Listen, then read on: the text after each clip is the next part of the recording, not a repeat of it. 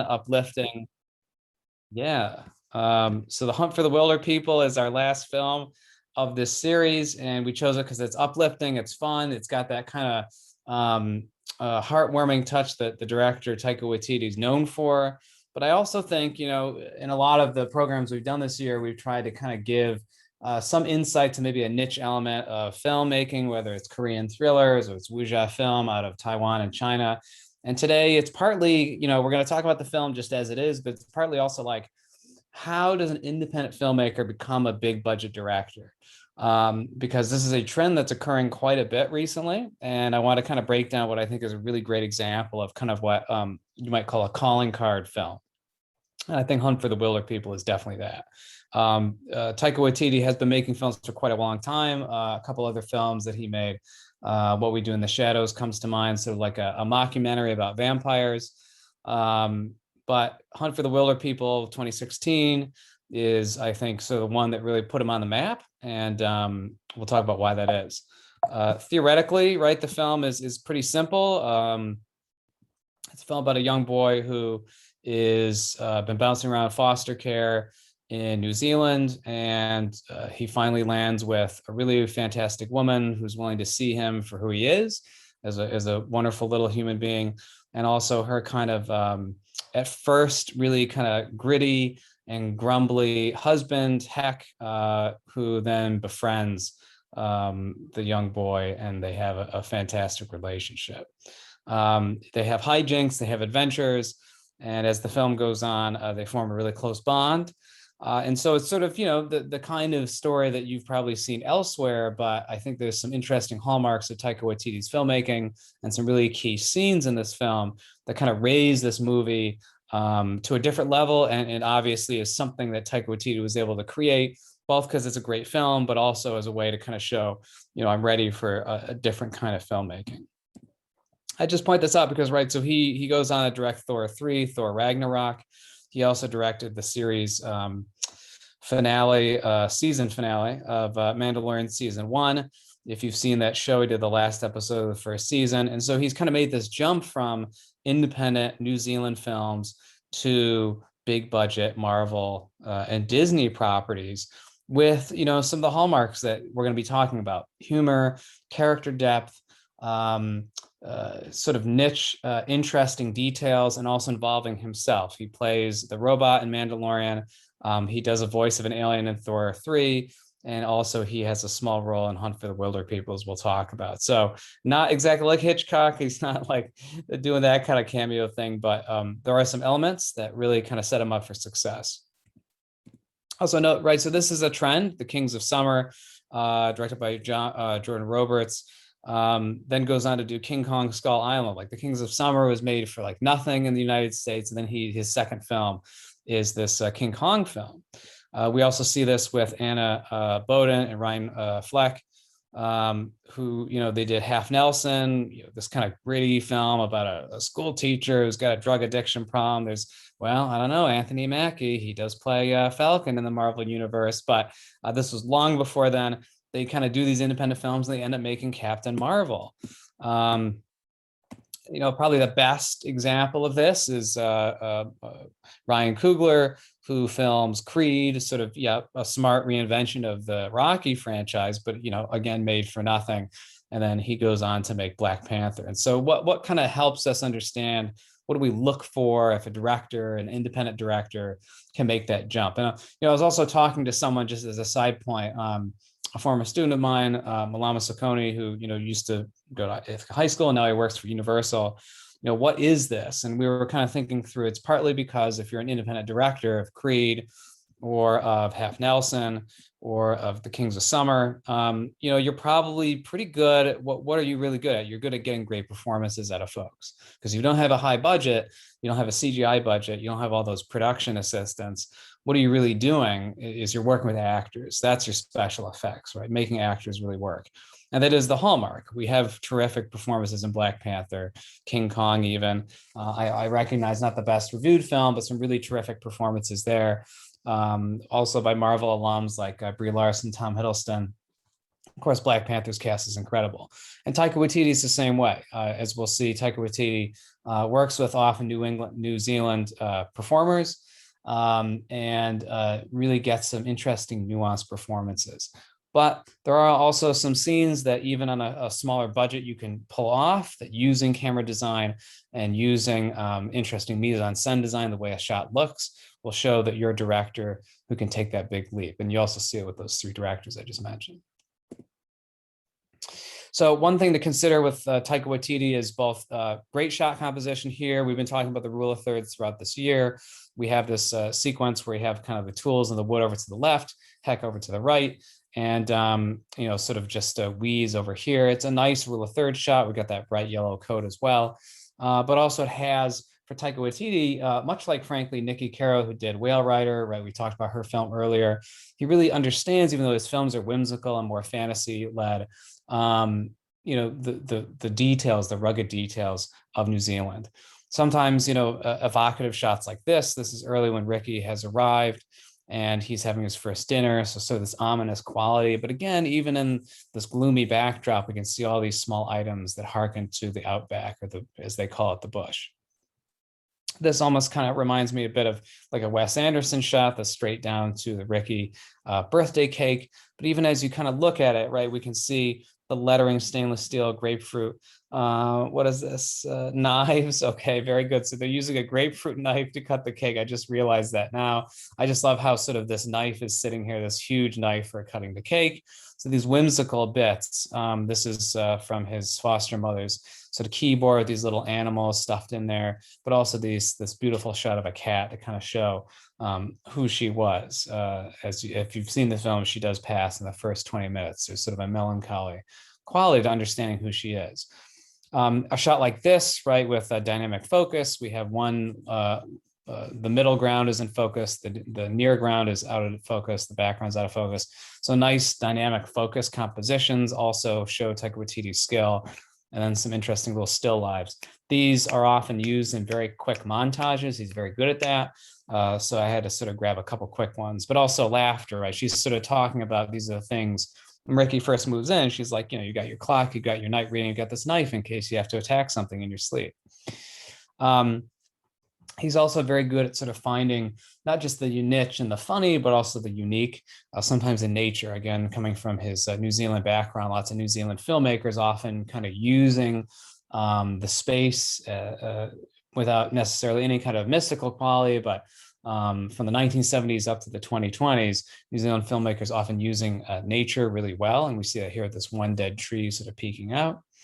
And then sort of juxtaposing to the other one with shallow focus, here we have deep focus, where every single plane is in focus. We have the man here who's very close to the camera, and then we have the building behind him. They're actually pretty far apart, but they look like they're all in focus. And so we, throughout these shots, we see not just like interesting sequences, but also technical acuity. He's got it all, right? He knows how to do it all. This is sort of like what Orson Welles did in the 50s, or Ida Lupino did in the 50s. She showed she had all the skills. So, give me a bigger budget, right? I can do everything with a camera anyone else can do. No, I just need more money. And finally here, another great rule of thirds shot as we see Ricky reading and working his sketchbook. Sometimes the shots aren't just for technique, though. I like this one here early on in the film where Heck and Ricky are still separated as characters. He's watching Ricky. I think Ricky's like, can I help? And he's like, yeah, you can help by leaving. And so it's a funny scene, but I like it because he's in shadow and Ricky's fully lit. And so we see that they're like inches away from each other, but the lighting achieves this juxtaposition. It's really interesting, though, because Heck is often seen as the man of the bush, and Ricky, obviously, with his sort of garish outfit at first, is someone connected to urban spaces, and yet here in this shot, he is connected to the natural space, and Heck is inside. Just a couple stylistic flourishes. We see lots of chapters and sort of lettering, again, kind of evocative Wes Anderson, frankly. But the way that he sort of demarcates time, I don't think it's just for style. I think it's also for order. It's a director who knows how to create order and structure to a film. This is maybe a bit didactic for some folks having chapters, but the titles indicate something about to come, and this kind of structuring gives you a sense this is a director who has control. the first shot of the film is this kind of passing over this rugged expanse, and so we kind of have this this long zoom. Is it a drone? Is it a helicopter? It's probably a helicopter, considering when it was made. But we start getting a sense of also not just like shot composition, but control of the camera in some really interesting ways, in some advanced ways, right? It's not easy to find a helicopter to put your camera on. This sequence later on in the film where Ricky meets a young woman on a horse, camera is galloping along. So motion is something it's not easy to do. It's not easy to create these kind of sequences. But then also there's what can a camera do physically, but also what can we do if we're going to express motion and energy and time, the montage. And we get this really great early montage where Ricky's misdemeanors or proclivities as a child are outlined by a social worker: stealing, trashing, kicking, spray painting. And of course, this is totally unfair to Ricky because it's being filtered through the social worker, but it also gives you a nice indication of sort of the color compositions of what Taika Waititi is doing. So it's the pacing, it's the editing, it's the humor, but the way that he varies sort of the views of the city, which we never get again. We don't see any of the cities. We don't know exactly what city Ricky's coming from. We don't get these urban views. And so he's doing a lot of interesting things quickly with this montage early on. It does a lot of quick montages throughout the film. Again, it's economic. You're achieving quite a bit with a little bit of time. And they're also really hard to pull off if you want to make sure that both the content and the imagery is good. So whenever I see a lot of good montages in independent films, I'm like, this person might be for a future of bigger budget work. Taika Waititi also, though, so montage is classic. This has been going on since the 1920s. Is very clever in terms of how he achieves time passing other ways. So here's a sequence where Ricky is off on his own. And at first we just see him in the forest, but sometimes we see Ricky walk away and then a new Ricky appear. And so it's sort of this surreal moment. But the way the visual grammar is showing us just sort of time's passing. And also he's bewildered. He's not used to living in the bush. So it's sort of like there's multiple of him sort of as he's panicking. But it's an interesting composition, right? It doesn't make sense. Taika Waititi makes it make sense. And so he achieves, and here we have another one where sort of one's fading away and one's fading in, but I was able to capture it where you have the two. And so again, sort of a playful, surreal, expressionistic, but also again, a way to achieve time moving, being very economical. And then one final version, because he's being very creative in this film. And this sequence is very hard to achieve through a slideshow, but we see this is later on in the film. They're kind of on their last big trek, Heck and Ricky. They've also combined their minds. They're sort of much more on the even keel. They trust each other. So we also notice their dress is quite similar, blue and red, but both in the checkered pattern, whereas before Ricky was wearing those kind of garish outfits with the labels and the logos and things. Here, they're pretty much the same.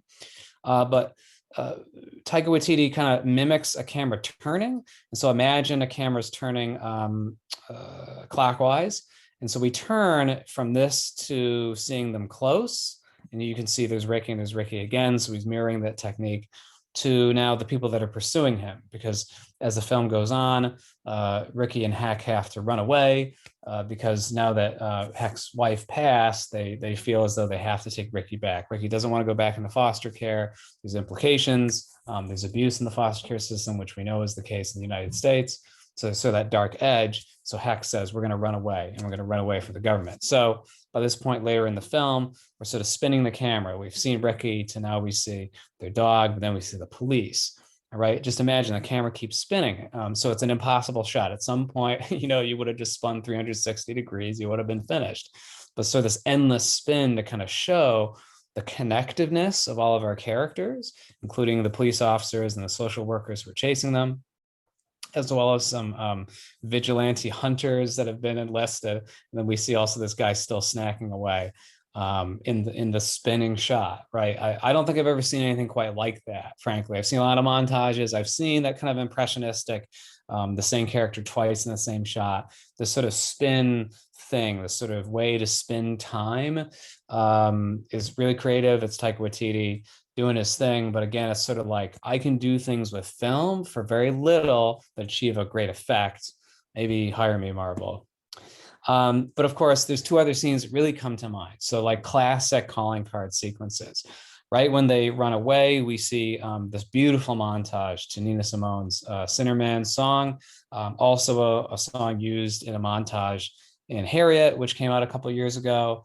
Another film, in that case, by Cassie Lemons, who already was a well-established director. But frankly, I don't know. I mean, Casey Lemons had been making independent films, and then she waited 20 years, and then she made Harriet for some money. So maybe, it was the same trajectory. But anyways, so we have this wide shot, again, kind of mimicking the early one, probably done with a helicopter. We see helicopters, right? So we get to get a sense of both the characters being hunted, but also lots of different perspectives. We see the social worker holding up these sort of whimsical sketches that look nothing like them. And then sort of this whimsical, but also kind of dark edge that these SWAT teams are going out into the bush to capture them, because they have like little hunting rifles, so they're deemed armed and dangerous. And because of some misconstrued dialogue from Ricky, folks think there's something also deeply wrong with Heck. But so we get this juxtaposition, right? They're on the mountain, they're being hunted, people know who they are. But then we sort of also in the montage start seeing Ricky kind of fold into, for the first time, Heck's way of life. Notice the coat. He's starting to steal stuff from outhouses. They're making beans, another top-down shot like Wes Anderson. And then the animals, right? This is very much so part of Heck's living. His culture is that they hunt for small animals to eat. And so we have these quick takes, and we get to see that Ricky is also hunting now. So again, he's growing into Heck's sort of culture. But we also know that Heck can't read. He wasn't taught as a child. And so we see these sequences toward the end of the montage where Ricky's reading. We know he's a big reader. And what is that film? What is that book? The Little Prince. Oh, that's an excellent little homage that I'd never noticed before. So he's reading a book, and we see the Heck across from the campfire is listening. And this comes up later. And so the idea towards the end of the montage, right? I always think of great montages as not just sort of compressing time and space for the viewer, but showing change in the character or the setting of the story. If you haven't achieved that change, you've just, compressed space and time. I guess that's good, but we want to know that something has changed by the end. And we see, obviously, Ricky becoming far more comfortable living in the bush and living by Heck's rules, but also Heck starting to see him for the first time as maybe a surrogate, nephew, if not son. And we see sort of the give and take, right? Learning the skills, but also Ricky reading to him and giving him access to literature. And so by the end of the montage, where in the beginning, Ricky was still wearing his garish outfits, by the end here, we see them in silhouette. So it doesn't really matter what he's wearing. The fact that they're both in silhouette shows that both are kind of blending into the earth, which is very much so in keeping with Heck, but also the nature of this montage. But also they're very similar now, right? They don't have any visual distinctiveness. This is the kind of very elaborate, very distinctive, character-driven montage that, again, puts Taika Waititi kind of at a different level than some other independent filmmakers. We also get a sense of sort of New Zealand media culture. He critiques it a little bit, how some folks are on their side. Outlaws Save Diabetic Ranger, some slightly whimsical bits there. We also see Taika Waititi loves his very strange characters at times. We've got Bushman here, they meet towards the end. And also, I'm not going to show other clips, but they fight a boar, and it's an intense action sequence that also shows sort of intimate action that you're going to need to know how to film and stage and edit in a way that makes sense, but also has human stakes. And so they do confront this boar, and they hunt it and they kill it. Well, actually, the boar is hunting them, and they have to defend themselves. But it's the kind of sequence that's very intense, but at the same time shows a director who knows how to both keep an intense scene clear for the viewer, and also, again, we understand from Heck and Ricky's perspective what they've been through. It's not just sort of hunting and violence for its own sake. It's character driven. Still, if I was going to put like a stamp, like cinema, big budget ready, it's clearly the sequence at the end where, the roles are reversed. Now Heck is in the passenger seat, literally. Ricky's driving. They have sort of a sense that, the social services are closing with their police henchmen, and they have one last attempt to escape. And so we see Ricky driving. He's driving away and he goes flying over this highway, right? It's a very distinctive cinematic sequence. And then it's a very active scene, and it's shot on this dirt area. So clearly we can just visually concentrate on this bright red truck they're driving, and then all this phalanx of police and helicopters that show up. It's choreographed beautifully, it's wonderfully put together. I couldn't possibly show you all the different edits and cuts, but it's a very sophisticated chase scene. It kind of reminds me a little bit of Mad Max, which of course makes sense from New Zealand, but just has the kind of high octane, I guess, literally cinematic quality that, if you're thinking, okay, Taika Waititi, he's got the montage, he's got the characters, he's got the character development. Can he do an action scene? It's almost like he's saying at the end, yeah, I can do that too. Don't worry about it. And so we get all these different shots, right? From this one right by the truck, so to truck level, to these aerial shots, again, these buzzing helicopters, to, the arrival of the social worker for some reason driving a tank at this point. And then we see the military lined up here. So the stakes also keep raising and raising, right? The pacing of the sequence is important, the raising of stakes. But also throughout a focus on the truck, right? Because other directors, maybe if they try to dabble in a scene of this complexity and action and excitement, it get muddy, it get confusing. And Taika Waititi, if anything, is always very character driven. He knows how to maintain focus. We've got a classic car flipping over another car a bit. And then they have, the sequence where they get back into the bush, so to speak, the helicopters following after them.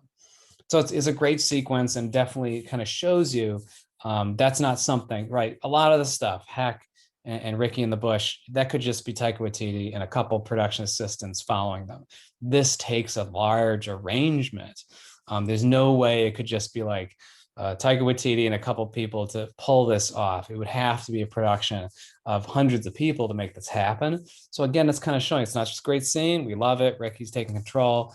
But for a director, it's like, look, I can do this, right? If I can do this, it's just a matter of more production assistance if I need to do something like Thor 3. He also has some reoccurring characters and character actors, just a side point. The social worker here, she's actually in a lot of New Zealand films. She was also in Whale Rider, and she was in Thor 3. And there's Taika Waititi himself, right? He's got a very funny bit here. It shouldn't be funny, but that's classic Taika Waititi, kind of like during the darkest moments, we get some dark humor as a priest at Heck's wife's funeral. And again, right, he does the voice of the rock monster or the rock creature in Thor 3 and the robot and Mandalorian. And, at the end of the day, though, what do we really want? It doesn't matter how big the budget gets. It doesn't matter how lavish the characters are, what kind of, franchise we're working with. We're going to want to have some really heart-to-heart moments. We want to see, even when the chips are down, our characters, growing or struggling in important ways. And so they get caught, right? The chase sequence goes on for a long time, but they finally get caught, and we see that there's a break between the characters in terms of trust. And there's Ricky now back in the back of a police car, just the way he arrived at Heck's farm in the beginning of the film, feeling as though he's been betrayed and he's going to be put back in the foster care system. And we see Heck kind of thinking, who's already been in prison before, like, I guess this is just how life's going to be. We also have intimate moments, sweet moments like this, where he's sort of talking to this young woman and kind of thinking through, like, what would a normal life be, right? He's been bouncing through foster care arrangements that have not worked for him for years, and he gets a glimpse of what this kind of domesticity is like, from the oven to the light to her guitar and her sort of friendship. And also here, the way that early on the film, when talking to Heck's wife, he learns skills, but also they kind of have a cultural diffusion, right? She really accepts him for who he is, to the point where we see one of the dogs pass during the boar sequence. And so Taika Waititi is kind of showing us throughout the film, I can do all these things, these technical things, but really what is life about? But these moments of sharing, moments of normalcy, moments of difficulty, moments of grief. But also moments of peace, right? And we often see, again, as I mentioned, Ricky reading to him, Heck sort of taking it in. And the way that they're able to see each other towards the end of the film, even if it's often in the dark. And so at the end of the film, it it doesn't feel like some kind of maudlin tack on that Ricky is adopted by his friend and her brother. And then when Heck comes out of prison, he has to go into prison for a little bit. Again, he comes to this halfway house and Ricky finds him. And it could be the kind of sappy ending that some films just sort of tack on at the end. Oh, well, we got to get our characters back together, but it feels right. It does feel right. And Taika Waititi is excellent at this. He knows how to thread sort of absurdist humor with fantasy elements, with some really important structure that allows you to have a sense that it all belongs, and also the character growth is earned, and the heartwarming ending feels right. It doesn't just feel like it's something that the studio wanted. I think that's probably Taika Waititi's best element, and that's why I think his bigger budget films, while technically superb, he's right there with everybody else, even though he's sort of followed a different path. They feel accomplished, they feel complete, and this film and this ending in particular, I think, really does show that.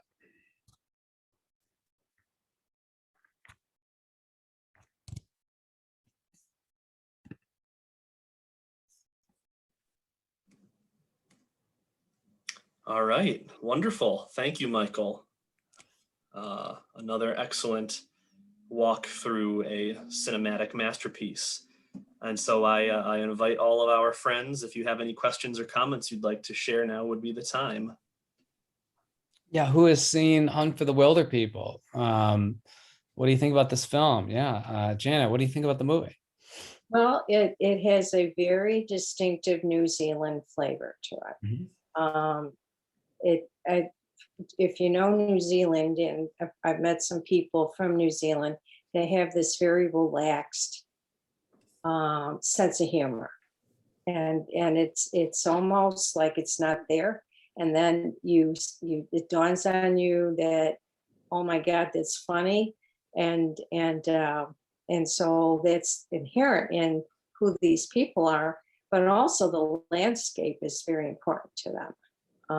The geography of their two islands means a lot to them, and the animals and things like the boars. They take great. They admire the boar for who he is and stuff like that.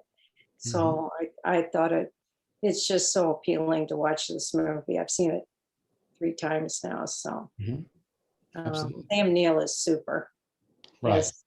He's just super. So yeah.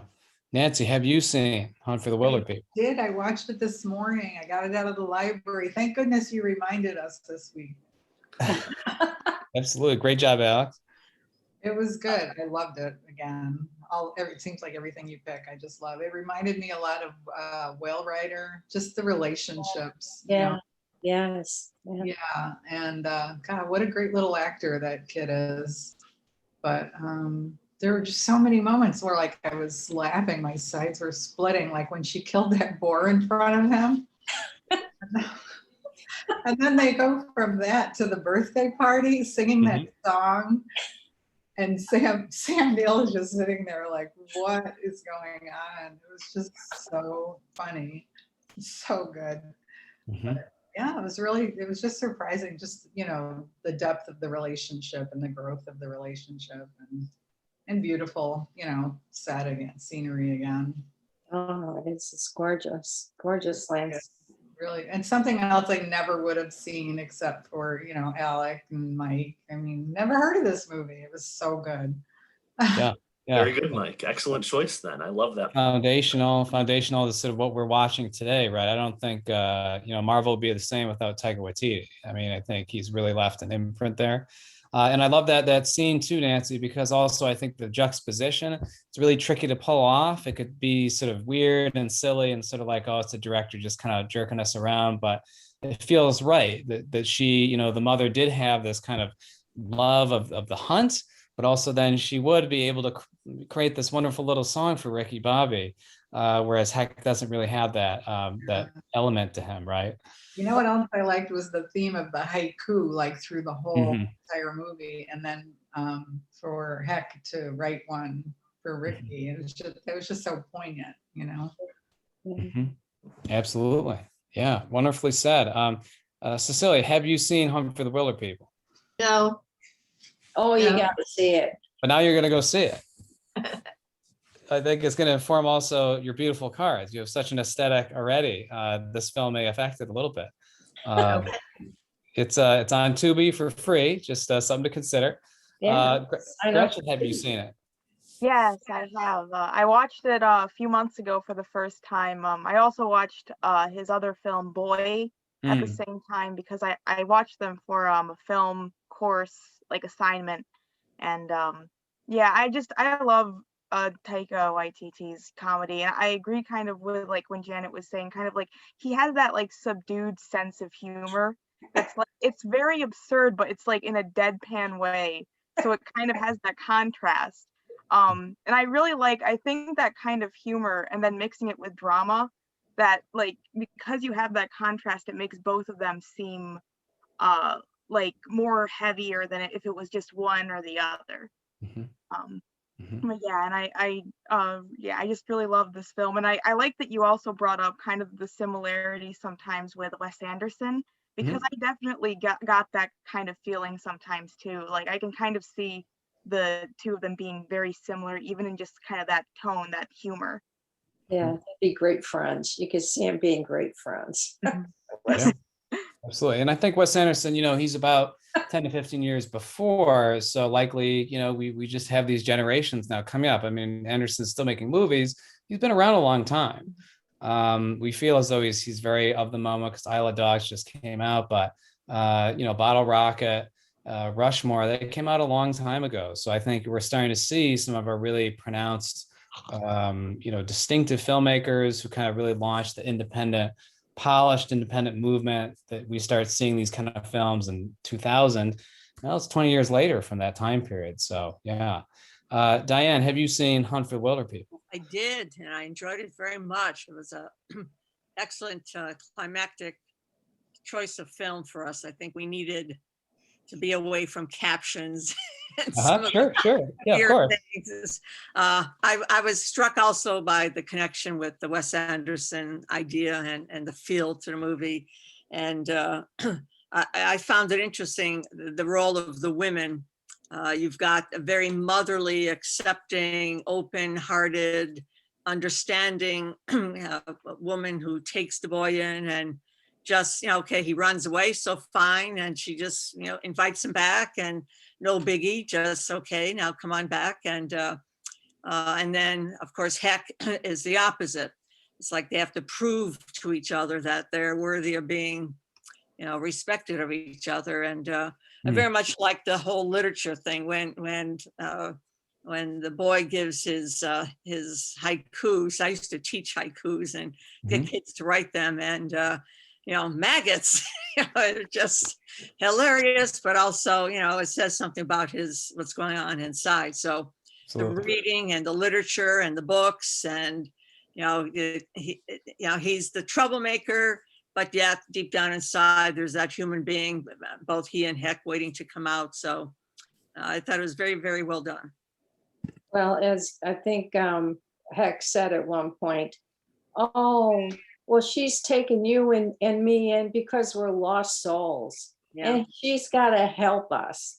That kind of humor. I mean, it was just, and it's the truth. She did it. And like she accepted him back, and she accepts Heck for who he is. And they all have a good time together in their country house. And it's wonderful. It's sweet. It's wonderful. So How do you keep that legacy going that she established? David, did you see Hunt for the Wilder People? Oh, I didn't. That's okay. We'll I'd boot it like up to here. know- I'd like to know how you people have this time to watch the movies. well, it only takes 2 hours or something. Hey, quick one though. Ricky looks like the same character in Deadpool 2, the kid. Yeah, that's uncanny, David, that you remember that. He is the same actor. Yeah, I got it. See? Look at that. Outstanding. I didn't even know you saw that. Anyways, good for you. Good for you. Daniel, do you have And any- I didn't even see the movie, and none of you people picked up on it. very good. Well, Very I nice. honestly, I saw Deadpool too, and I honestly don't remember that I don't character. either. I should, but I don't. Yeah. I'm more of the Deadpool one kind of favorite kind of person, but anyway. Daniel, do you have something you want to put on the table for this film as we close out? I'm curious about the name, Wilder People, because I can see right away there's the association with wilderness. But Mhm. how about wild people? Why is it Wilder People? Because there's an aspect of that too.